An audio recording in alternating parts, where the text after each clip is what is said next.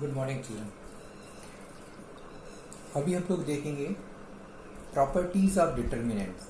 इसके पिछले दो वीडियोस में इस चैप्टर में हम लोगों ने देखा कि डिटर्मिनेंट एक नंबर है जो स्क्वायर मैट्रिक्स से एसोसिएट किया गया है, स्क्वायर मैट्रिक्स से कनेक्ट किया गया है। डिटर्मिनेंट एक नंबर है, पॉजिटिव हो सकता है, नेगेटिव हो सकता है, जीरो हो सकता है, रियल हो सकता है, इमेजिनरी हो सकता है। फिर हमने देखा कि डिटर्मिनेंट सिर्फ और सिर्फ स्क्वायर मैट्रिक्स से ही कनेक्ट होता है, ये भी याद रखना है। Then next topic was minor and cofactors of determinants. Minor क्या होता है, कोफैक्टर क्या होता है, अभी हम यहाँ फिर से उसको डिस्कस करने वाले हैं, इसलिए अभी मैं रिवाइज नहीं कर रहा हूँ। और उसके बाद वैल्यू कैसे निकालते हैं। 3/3 की वैल्यू निकालने के लिए कल मैंने पिछले वीडियो नंबर 2 में इस चैप्टर की मैंने आपको बताया था। अभी उसको और हम आगे प्रैक्टिस करने वाले हैं, लेकिन अभी एनसीईआरटी में फर्स्ट एक्सरसाइज के बाद प्रॉपर्टीज दी हुई हैं, लेकिन जो फर्स्ट एक्सरसाइज में क्वेश्चन है वो भी प्रॉपर्टी पर बेस्ड है, इसलिए हम अभी प्रॉपर्टी से शुरू करेंगे और कुछ ऐसी प्रॉपर्टीज हम लोग डिस्कस करने वाले हैं जो एनसीईआरटी में नहीं दी हुई हैं। तो पहले जो प्रॉपर्टी है ये एनसीईआरटी में एज ए इस तरह से ना देके वैल्यू निकालने की मेथड के फॉर्म में दिया हुआ है। ये है प्रॉपर्टी नंबर 1। देखिए हेडिंग डालेंगे आप, प्रॉपर्टीज ऑफ डिटर्मिनेंट्स। इसमें क्या प्रॉपर्टी है, sum of product of elements, यानी किसी भी रो या कॉलम के जितने भी एलिमेंट्स हैं उन एलिमेंट्स को उनके कोफैक्टर से अगर आप मल्टीप्लाई कर देते हैं तो जो प्रोडक्ट आएगा उसको ऐड करना है। Sum of product of elements of any row और column and their respective cofactors is equal to the value of determinant.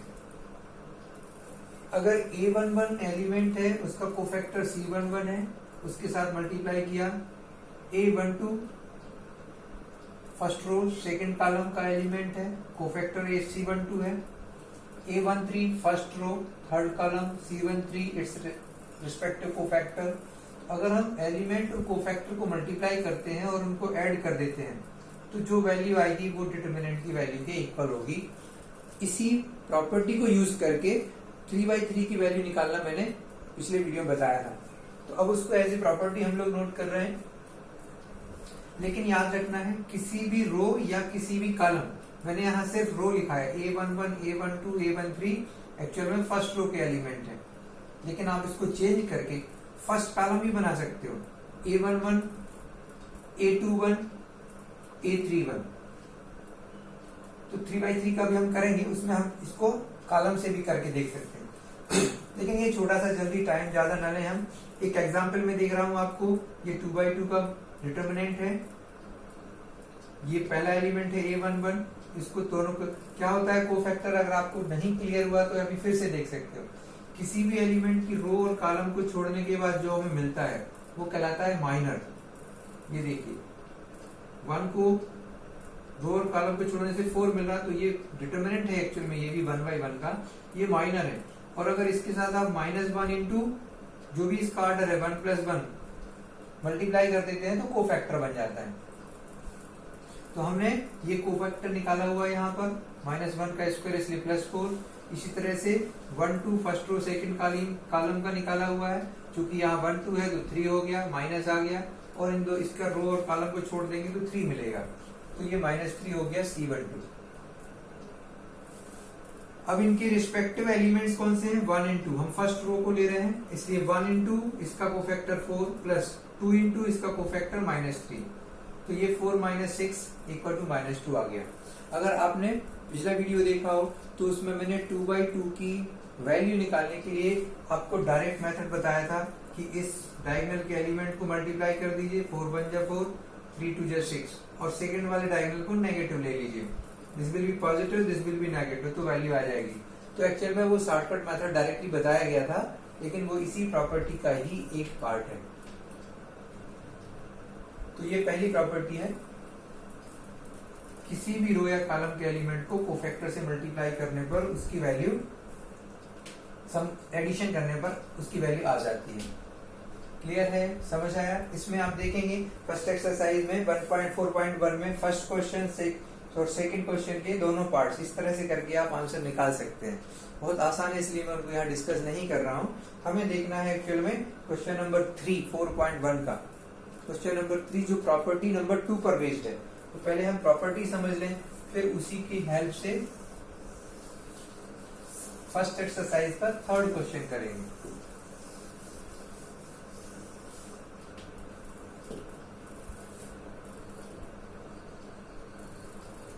Property number 2 ध्यान से देखिए क्या है। ये बहुत इंपॉर्टेंट है और हर बार एग्जाम में, बोर्ड एग्जामिनेशन में इस पर बेस्ड क्वेश्चन आता ही है। 1 मार्क्स में हो सकता है या 2, 3, 4 मार्क्स में आ सकता है। पहले एग्जाम्पल से समझेंगे, फिर प्रॉपर्टी लिखेंगे हम लोग। जैसे इसको सीधा बुक का क्वेश्चन ही लेते हैं, 1 2 4 2। ये आपको एक मैट्रिक्स दिया हुआ 2x2 का। अब इसको हमने 2 से मल्टीप्लाई कर दिया। तो मैट्रिक्स चैप्टर में आई थिंक सेकंड टॉपिक है मैट्रिक्स का मल्टीप्लिकेशन स्केलर नंबर के साथ। जब किसी मैट्रिक्स को स्केलर से मल्टीप्लाई करते हैं तो उसके सारे एलिमेंट उस स्केलर से मल्टीप्लाई हो जाते हैं। तो ये देखिए, ये 2a का मतलब है ये सारे एलिमेंट डबल हो जाएंगे। क्लियर है? अब 2a का डिटर्मिनेंट निकालना है। पहले हम सारा निकाल लें, फिर आपको समझ में आएगा कि क्या है प्रॉपर्टी। तो हमने किसी भी मैट्रिक्स को एक नंबर से मल्टीप्लाई किया और उस मल्टीप्लाई करने के बाद जो मैट्रिक्स बना, इस मैट्रिक्स का क्या कर दिया, डिटर्मिनेंट बना दिया। तो ये 2 4 8 4 डिटर्मिनेंट बन गया। अब इस डिटर्मिनेंट की वैल्यू निकालेंगे तो क्या आएगी, 4 2 जा 8 माइनस 8 4 जा 32, तो माइनस 24। नाउ सेकेंड पार्ट में देखना है कि ये जो हमने वैल्यू निकाली है ये डिटर्मिनेंट ए से कैसे कनेक्टेड है। तो पहले डिटर्मिनेंट ए निकालें हम, 1 2 4 2 2 सीधा लिख सकते हैं 2 माइनस 8 दैट इज -6। तो जो डिटर्मिनेंट की वैल्यू थी -6, अब देखिए प्रॉपर्टी क्या है, किसी भी मैट्रिक्स का जब आप डिटर्मिनेंट बनाते हैं उसकी जो वैल्यू आती है, अगर उसी डिटर्मिनेंट को आप किसी नंबर से मल्टीप्लाई करते हैं, तो मल्टीप्लाई 2 से किया हमने, तो ऐसा नहीं कि इसकी वैल्यू भी 2 से मल्टीप्लाई हुई, नो, इसकी वैल्यू 2 की बजाय किससे मल्टीप्लाई हो गई, 4 से। तो ये प्रॉपर्टी है कि अगर आपने किसी एक मैट्रिक्स को किसी एक नंबर से मल्टीप्लाई किया तो उसका जो डिटर्मिनेंट बनेगा मल्टीप्लाई करने के बाद, उसकी जो वैल्यू आएगी वो इनिशियल जो मैट्रिक्स था उसके डिटर्मिनेंट की वैल्यू से कितना मल्टीप्लाई हो जाएगा, जो भी आपने मल्टीप्लाई किया था जो नंबर, उसका स्क्वायर से मल्टीप्लाई हुआ, 2 की बजाय 4 से मल्टीप्लाई हो रहा है। यही प्रॉपर्टी हम यहाँ पहले जनरल फॉर्म में समझेंगे। 4 से क्यों हुआ, क्योंकि इसका ऑर्डर 2 था, किसका, जिसको आपने मैट्रिक्स को यूज किया। अगर इसका ऑर्डर 2 है और 2 से मल्टीप्लाई किया तो 2 की पावर 2 से उसकी वैल्यू मल्टीप्लाई हो जाएगी।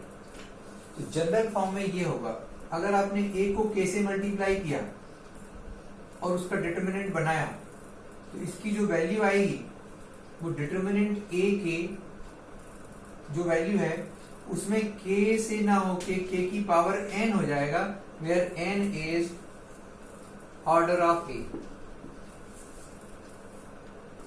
अभी हम अगले क्वेश्चन में देखेंगे 3/3 के केस में, अगर यहां पर इसका ऑर्डर 3 होता तो 2 की पावर 3 यानी 8 से मल्टीप्लाई हो जाता है।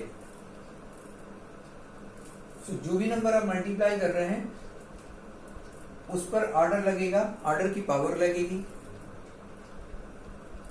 और डिटर्मिनेंट ऑफ a को मल्टीप्लाई करने पर जो वैल्यू आएगी वही उस डिटर्मिनेंट की आएगी जो आप मल्टीप्लाई करने के बाद बना रहे हैं। तो इसको डायरेक्ट ऐसा ही लिख रहा हूं मैं, शॉर्ट में, ज्यादा डिटेल्स में लिखेंगे। If is any square matrix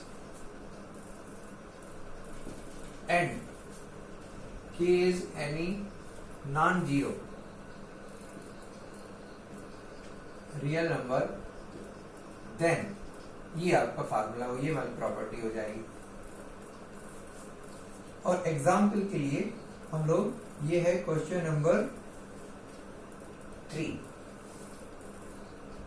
exercise 4.1। उसमें यही प्रूव करना है, आप देख सकते हैं बुक में कि हमें प्रूव करना है 2a is 4 times of, ये आपको प्रूव करना है क्वेश्चन में, a दिया हुआ है। तो हमने पहले a की बजाय 2a का मैट्रिक्स बनाया, उसका डिटर्मिनेंट निकाला, उसकी वैल्यू -24 निकाली। ये लिखने की जरूरत नहीं है, सिंपल इसको आप लिख सकते हो यहाँ पर 2a is -24, इक्वेशन नंबर 1। ये आपका डिटर्मिनेंट a आ गया -6। अब आप, ये हमको प्रूव करना था, तो left hand side equal to right hand side करने के लिए अगर हमें प्रूव करना है तो आप इसके बाद निकाल सकते हैं 4a is 4 into -6, that is -24। तो इसको नंबर 2 डाल दीजिए और फिर आप लिख देंगे y1 into 2a determinant is 4 times of determinant a, hence proved। तो ये एक बहुत इंपॉर्टेंट प्रॉपर्टी है कि किसी भी मैट्रिक्स को अगर आप किसी नंबर से मल्टीप्लाई करेंगे तो मल्टीप्लाई करने के बाद जो वैल्यू आएगी वो उस मैट्रिक्स का ओरिजिनल जो डिटरमिनेंट है उस वैल्यू को उस नंबर के ऊपर ऑर्डर की पावर लगाने से उसके इक्वल आएगा। जो उसका ऑर्डर है वो पावर लगानी पड़ेगी। तो यहां पर तो इन्होंने सीधा 4a लिख दिया, लेकिन एक्चुअल में इसकी जगह पर हम ऐसा भी लिख सकते थे 2a is 2 to the power 2 of a। तो इसके फार्मूले के जैसा बन जाता कि 2 से मल्टीप्लाई किया तो 2 पर उसके ऑर्डर की पावर लग गई। ऑर्डर 2 था इसलिए 4 से मल्टीप्लाई हुआ, अगर ऑर्डर 3 होता तो 8 से मल्टीप्लाई होता। ये एक और प्रॉपर्टी है। इस पर बेस्ड एक और क्वेश्चन अभी हम करने जा रहे हैं, क्वेश्चन नंबर 4 है, उसमें 3/3 है, इसलिए प्रॉपर्टी में लिख के रखा हूं वही।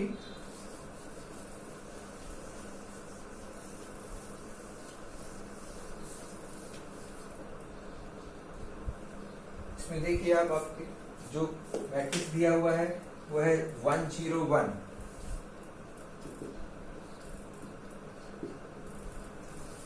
सेकेंड है 012 एंड 004। इसके लिए आपसे पूछा गया है प्रूव दैट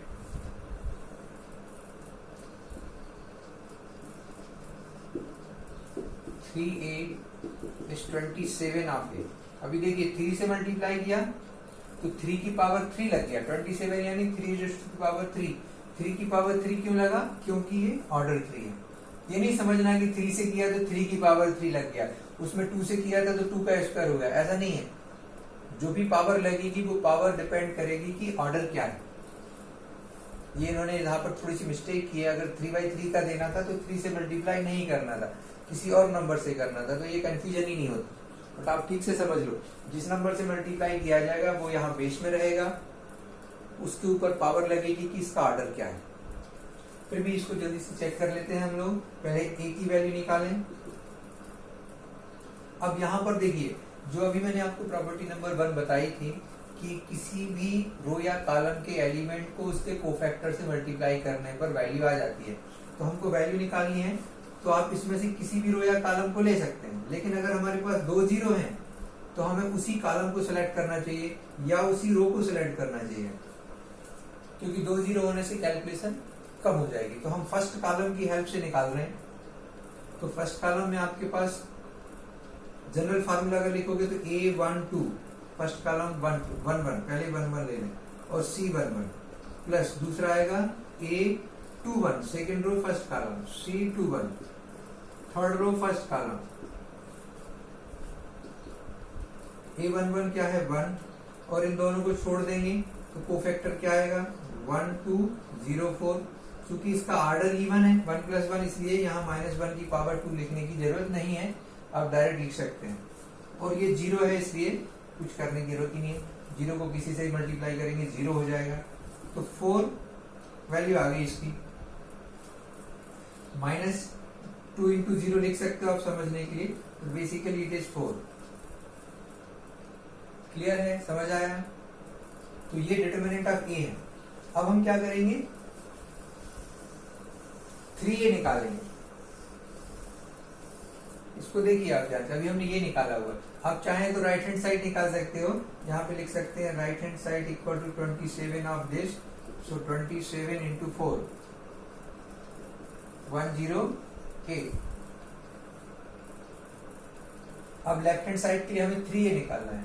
तो पहले 3a का मैट्रिक्स निकालेंगे, 3 से मल्टीप्लाई करेंगे। 303 036 0012। देन इसका डिटर्मिनेंट बनाएंगे 303 036 0012। अब फिर इसकी वैल्यू निकालनी है। तो जैसे हमने यहां पर निकाली थी फर्स्ट कॉलम की हेल्प से, ऐसे यहां पर भी 2 0 है, तो फर्स्ट कॉलम की हेल्प से इसकी वैल्यू निकालेंगे। तो डायरेक्ट लिख देते हैं 3, और इसका बनने वाला माइनर है 36012। क्योंकि इसका ऑर्डर 1 1 है, इसलिए जो माइनर है वही कोफैक्टर होगा, बाकी दोनों 0 हैं। तो 3 and 12 3 जा 36 -0। इसको मल्टीप्लाई करने पर भी हमें 108 ही मिल रहा है। 36 × 3 दोनों इक्वल हैं।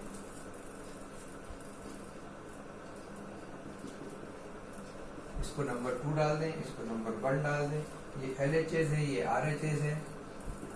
तो y1 and 2 LHS = RHS, hence prove. ये क्वेश्चन यहाँ पर कंप्लीट होता है। लेकिन ये जो मैं आपको प्रॉपर्टी बताना चाह रहा हूँ, इसको आप एक बार फिर से समझ लें। और डेफिनेटली MCQ में भी ये आता है, और इस तरह से डिस्क्रिप्टिव क्वेश्चन में भी ये प्रॉपर्टी यूज होती है। किसी मैट्रिक्स को इसके नॉन जीरो नंबर से अगर मल्टीप्लाई करने के बाद उसका डिटर्मिनेंट बनाएंगे, तो जो भी वैल्यू आएगी वो उस मैट्रिक्स का डायरेक्ट जो डिटर्मिनेंट है उसकी जो वैल्यू है उसको मल्टीप्लाई करने को पड़ेगा k to the power n, where n is the order। तो इस प्रॉपर्टी का हमने 2 क्वेश्चन देखे हुए हैं।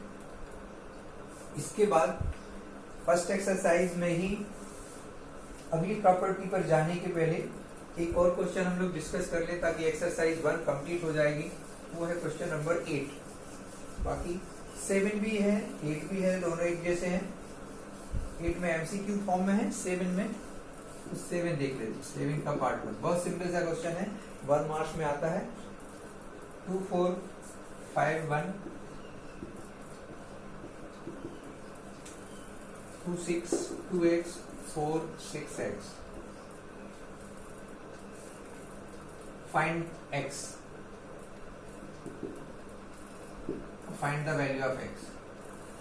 तो ये भी डिटर्मिनेंट है, ये भी डिटर्मिनेंट है। अब आप पहले ये समझ लें कि अगर ये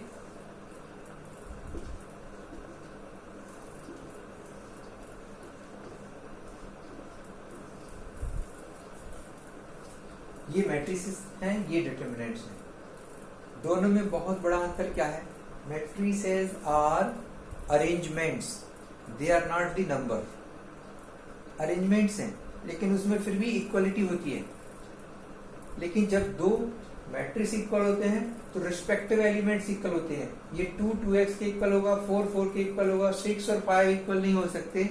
इसलिए अगर मैट्रिक्स फॉर्म में ये लिखा है तो ये रॉन्ग है, क्योंकि 2 मैट्रिक्स तभी इक्वल होंगे जब उसके रिस्पेक्टिव एलिमेंट्स इक्वल होंगे। एक भी एलिमेंट अगर इक्वल नहीं है तो वो अनइक्वल हो जाएगा। लेकिन डिटर्मिनेंट्स में क्योंकि ये टोटल एक नंबर है, इसलिए ऐसा कोई रिस्ट्रिक्शन नहीं है। बस ये ध्यान रखना है कि 2/2 का है तो 2/2 के इक्वल ही आएगा। लेकिन न्यूमेरिकल वैल्यू है तो चेंज भी हो सकता है, क्योंकि दोनों की अलग अलग वैल्यू। बट अभी यहाँ पर स्टार्टिंग में जो क्वेश्चन दिए वो 2/2 फॉर्म में दिए हुए। 2 डिटर्मिनेंट की वैल्यू जब निकलेगी तो वो एक नंबर निकलेगा। और नंबर आपस में इक्वल होंगे, इसके लिए कोई एक्स्ट्रा कंडीशन नहीं है, जैसे कि यहाँ पर कि इनका ऑर्डर सेम होना चाहिए, इनके रिस्पेक्टिव एलिमेंट सेम होना चाहिए। तो यहाँ पर इसको सिंपल आप इसकी वैल्यू निकाल दीजिए, 2 इंटू 1 माइनस 5 इंटू 4, यहाँ पर 2x इंटू एक्स तो एक्स स्क्वायर माइनस 6 इंटू 4, ये 2 माइनस 20 हो गया, और ये 2x स्क्वायर माइनस 24। x की वैल्यू निकालनी है तो 24 को यहाँ ले आएंगे, ये माइनस 18 प्लस 24 तो 2x स्क्वायर आ गया। ध्यान से देखें, 2 4 5 1 पहला रो, ठीक है, एंड 2x 6। अब आप देखिए 2 इंटू 1 5 इंटू 4 तो 2 माइनस 20 माइनस 18 आ गया, 2x स्क्वायर माइनस 24, यहाँ पर माइनस 24 को प्लस 24 कर दिया लेफ्ट साइड में लाके, और अब हम इसको सॉल्व करने जा रहे हैं। तो 24 में से 18 6 आएगा, और 2 से डिवाइड कर देंगे तो एक्स स्क्वायर इज 3, तो x will be plus minus √3। इस तरह से आप वैल्यू निकाल सकते हैं कोई भी दो डिटर्मिनेंट को अगर इक्वल करके कोई भी अननोन वेरिएबल की वैल्यू निकालनी है। तो एक इसके बीच का क्वेश्चन था, इसलिए मैंने बता दिया। इसके जैसे 7th का पार्ट सेकंड भी ऐसे ही है, 8th भी इसी तरह से दिया हुआ है, आप कर सकते हैं। अभी हम लोग करेंगे जो एनसीईआरटी में प्रॉपर्टी दी हुई है एक्सरसाइज 1.4.1 के बाद।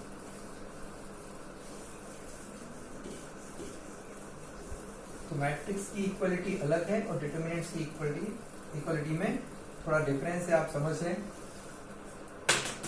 अब आते हैं हम लोग प्रॉपर्टी नंबर 1 जो एनसीईआरटी के हिसाब से दी हुई है, वो हमारे हिसाब से प्रॉपर्टी नंबर कितनी हो जाएगी 3। आप लिख सकते हैं from NCERT book it is P1। ये बहुत सिंपल है। फिर एग्जाम्पल लेंगे, पहले हम सीधा डिटर्मिनेंट से लेते हैं क्योंकि ये डिटर्मिनेंट की प्रॉपर्टी है।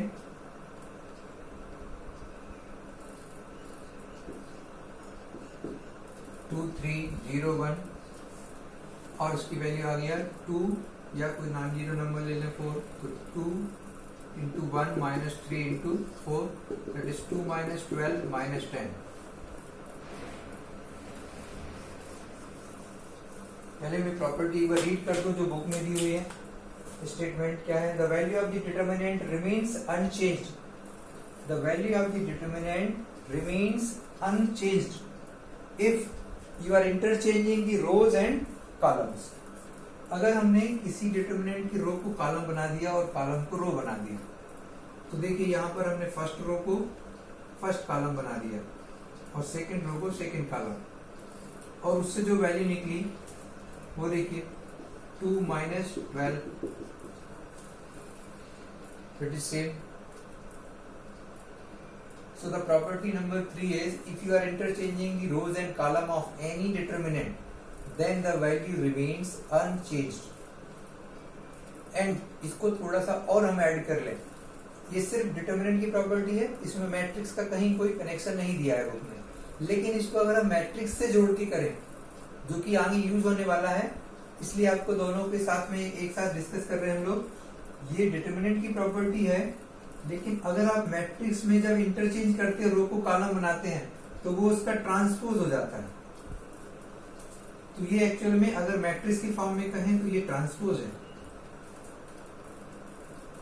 अगर आपने पढ़ा है मैट्रिक्स, ठीक से समझा है, तो ट्रांसपोज ऑफ ए मैट्रिक्स का मीनिंग है a matrix obtained by interchanging rose into column और कॉलम इनटू रोज। सो यहां पर determinant of A and determinant of A dash both are equal।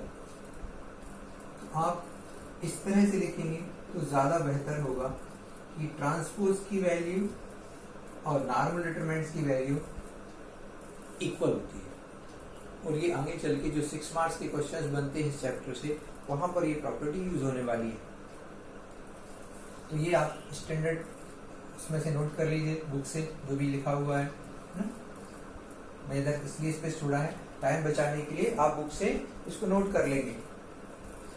अगली प्रॉपर्टी देखें हम लोग, प्रॉपर्टी नंबर 4 बुक के हिसाब से क्या होगी? Property number 2।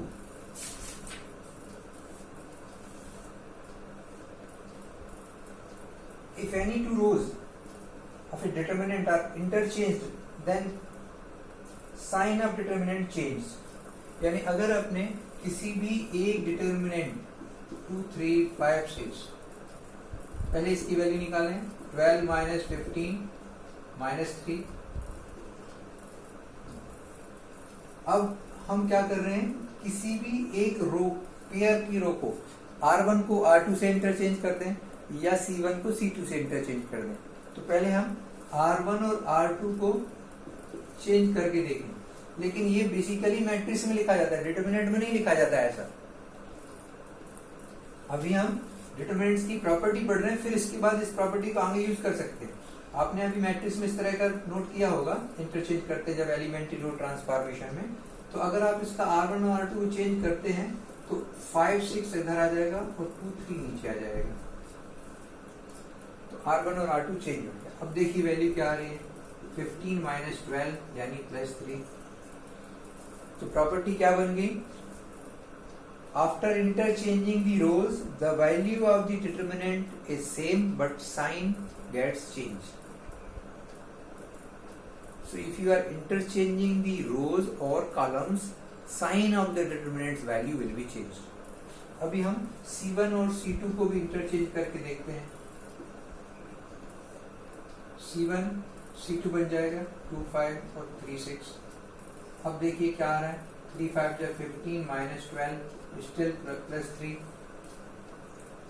तो ये फोर्थ प्रॉपर्टी हो गई कि अगर आप रोज और कॉलम को रोज के साथ, कॉलम को कॉलम के साथ इंटरचेंज करते हैं तो वैल्यू तो सेम रहेगी बट साइन चेंज हो जाएगा। और सारी रोज को सारे कॉलम में बना देते हैं तो कोई चेंज नहीं होगा।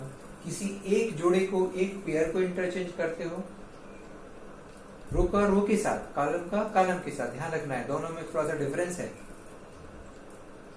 कोई भी एक रो के पेयर को या एक कॉलम के पेयर को इंटरचेंज करने से साइन चेंज हो जाता है। ये इसलिए मैं नहीं लिख रहा हूं यहाँ पर स्टेटमेंट, आप कॉपी में बुक से कॉपी कर लीजिए। एग्जाम्पल से मैं आपको समझा देता हूं।